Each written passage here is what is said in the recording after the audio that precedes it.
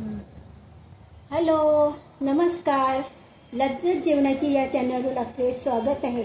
मित्रमैत्रिणींनो, आज आहे ऋषीपंचमी. ऋषीपंचमी तशीच का साजरी केली जातं?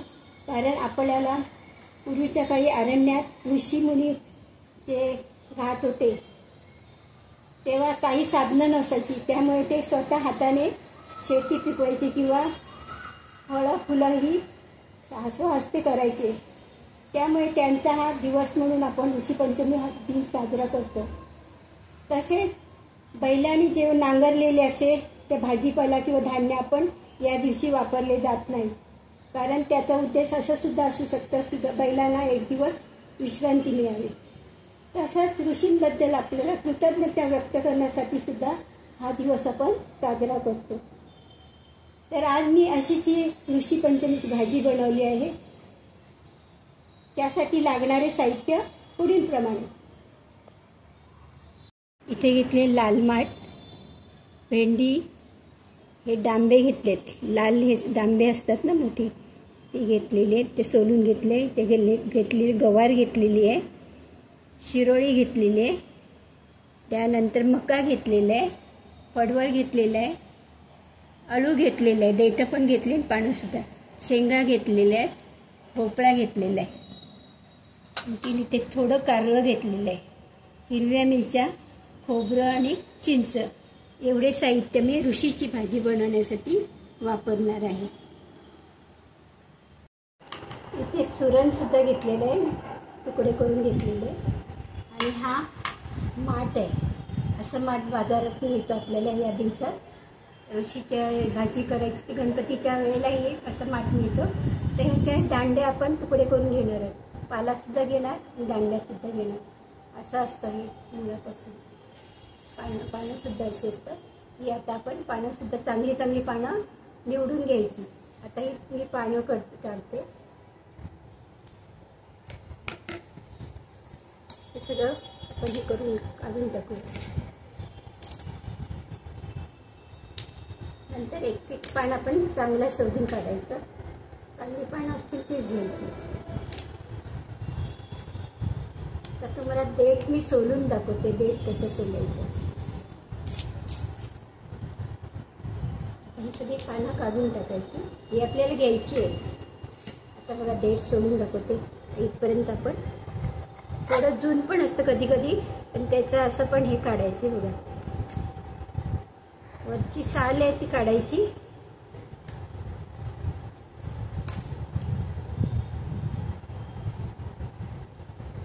असे तुकडे करायचे. तुम्हाला जसे आवडतील तसे तुकडे करायचे. हे सुद्धा भाजी छान लागते ऋषीच्या भाजी. असे तुकडे करून घ्यायचे लांब आणि वरतून हे सोलून घ्यायचं.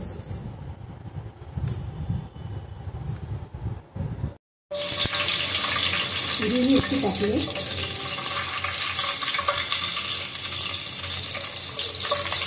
तूप किंवा लोणी टाकतात आणि हिरवी मिरची, मीठ आणि खोबरं एवढंच साहित्याला लागतं.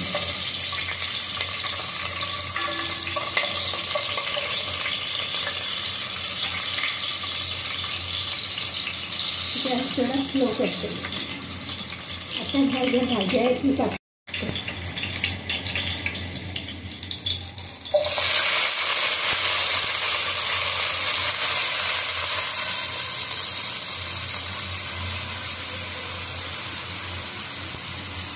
थोडं मिक्स करते, नंतर बाकीची भाजी टाकते.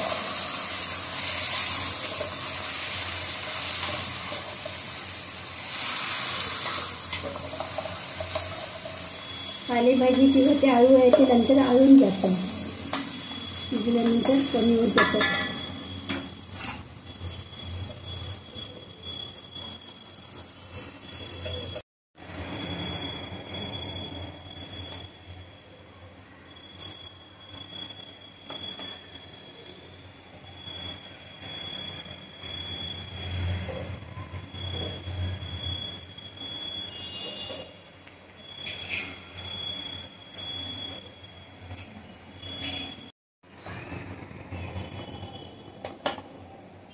आता भाजी शिजली आहे, त्याच्यावर आपण मीठ आणि खोबरं टाकलं, ओलं खोबरं.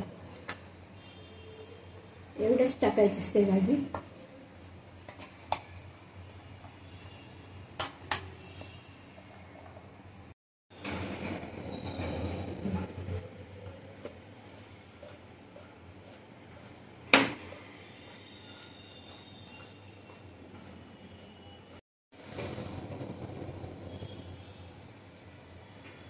आता ताट ठेवलंय, ताटात मी पाणी ठेवलं.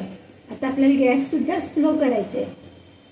हाच गॅस करायचं नाही तर भाजी आपली करपून जाईल. स्लो गॅसवर मध्ये मध्ये आपण त्याला भाजी ताट उघडून बघायचं. आता खोबरं किसताना आपले खोबरं किसत असताना तुकडे पडतात. त्यासाठी काय करायचं, हे वरचं ते भाग आहे ना, ते सुरीने असं काढून घ्यायचं बघा, म्हणजे खोबऱ्याचे तुकडे पडत नाही. हे वरचा भाग असा काढून घ्यायचा.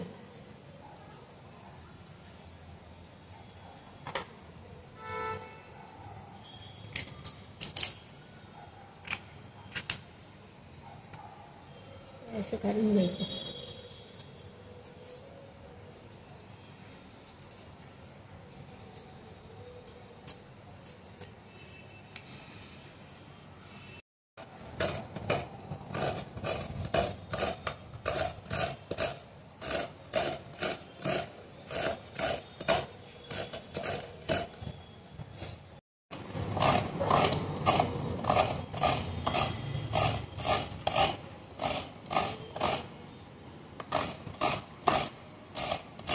बघा आता तुकडे पडत नाही. साईडची कडा जी आहे ना, ती अगोदर काढत घ्यायची, म्हणजे काढून घ्यायची, नंतर मग आतपर्यंत जायचं.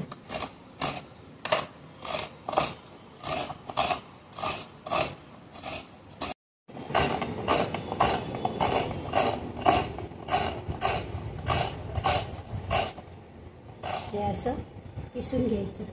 बघा आतपर्यंत गेलं. आता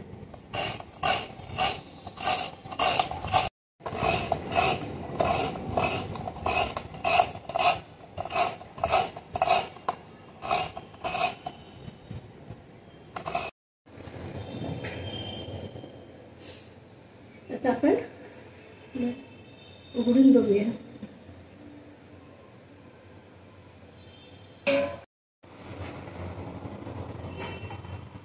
आता थोडी बघा केवढी आटत चालली भाजी. जसजशी पालेभाजी, अळूची भाजी शिजत जाईल तसं ती भाजी कमी होत जाते. आता ह्याच्यातून पाणी वगैरे अजून टाकलेलं नाही, वाफेवरच शिजते. सुरुवातीला वाफेवर शिजवायची, म्हणजे त्याची टेस्ट आणखी छान लागते.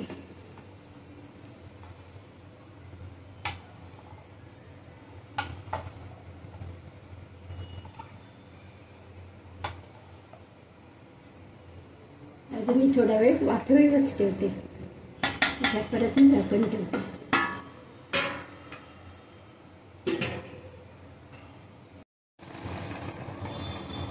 आता मी झाकण काढले आणि चेक करते. पण हे बघा, हे डांबे शिजलेले नाही, अजून शिजायला वेळ लागेल.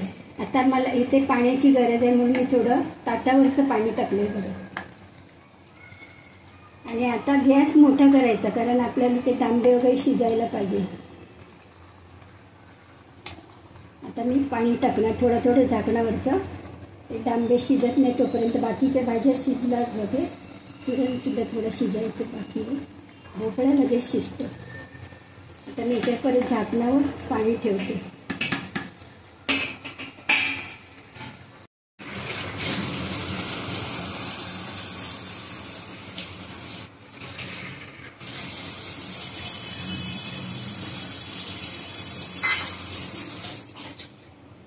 झाकण उघडून बघते मी.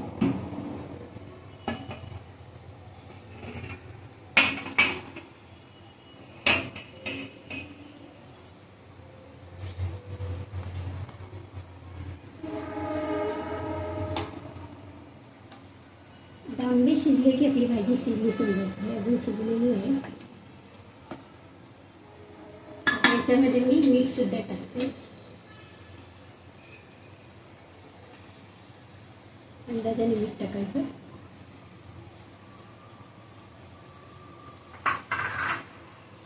त्यानंतर किसलेलं खोबरं. इथे मी चिंच सुद्धा ॲड करते, चिंचेचा रस.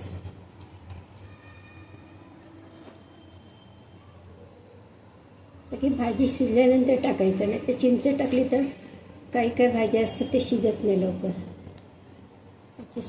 यासाठी चिंच शेवटी टाकायची.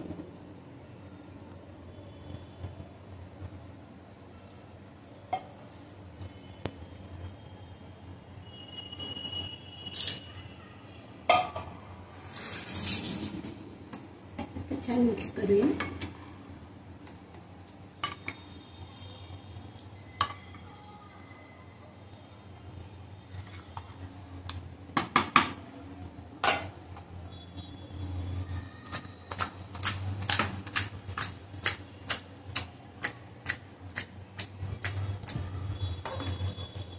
ह्याच्यावर झाकण ठेवूया. थोड्या वेळ उकळ आल्यानंतर गॅस बंद करते. आता बघूया डांबे एकदम शिजलेले आहेत, साफ शिजलेले. आता आपण गॅस बंद करूया. आज गरम पाणी मी नाचणीच्या पिठात टाकते. वेगळं गरम पाणी, थंड पाण्याची पण तुम्ही करू शकते. थंड पाण्याची कधी कधी गरम पाणी आहे त्याच्यामुळे लगेच हात नाही घालायचं.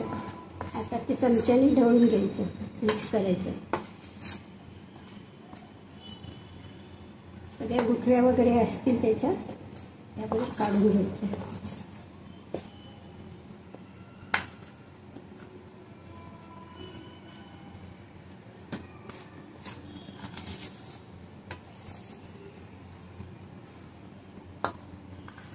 ताजं जर पीठ असेल तर त्याच्यात उकळतं पाणी नाही टाकलं तरी चालतं. थंड पाण्याचे पण छान होतात. थोडं 8-15 दिवस झाले पिठाला तर आपल्याला उकळतं पाणी घ्यावं लागतं.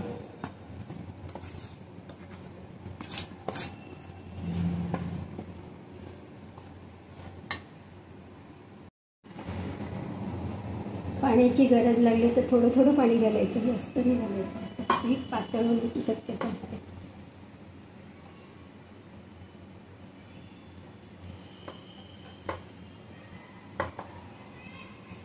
तांदळाची भाकरी, नाचणीची भाकरी, ज्वारीची भाकरी, अशी कुठलीही भाकरी आपण ह्या भाजीबरोबर खाऊ शकतो.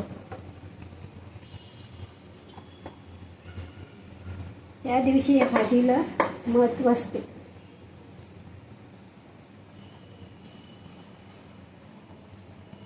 काही काही ठिकाणी ही भाजी एकत्र येऊन केली जाते. सगळ्या ज्या बायकांचा उपवास असतो ते एकत्र येऊन ही भाजी बनवतात. वऱ्याच्या तांदळाचा भात, भाकरी, चटणी वगैरे असे सगळे पदार्थ बनवले जातात.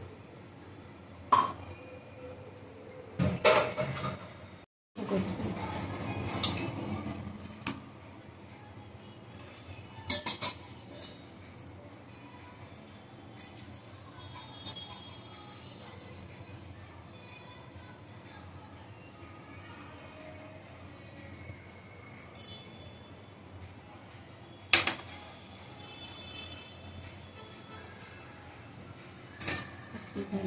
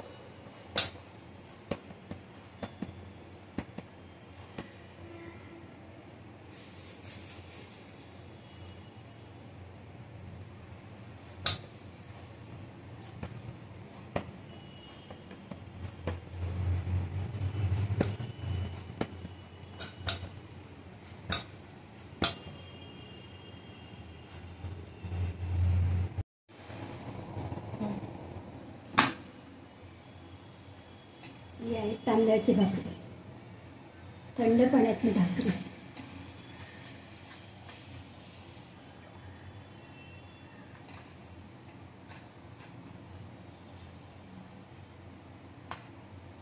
कोणाला नाचणीची भाकरी आवडते, कोणाला तांदळाची आवडते, त्याप्रमाणे करावं लागतं.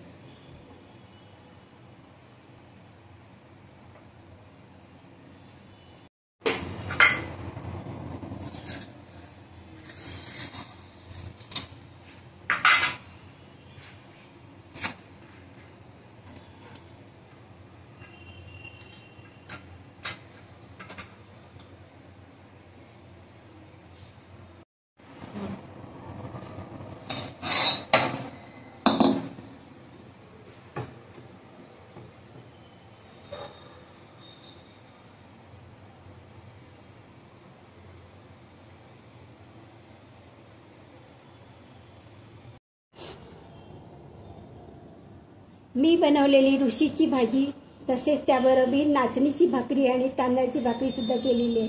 तुम्हाला ही रेसिपी आवडली असल्यास नक्कीच लाईक करा, शेअर करा, सबस्क्राईब करा आणि तुम्ही सुद्धा करून पहा. थँक्यू.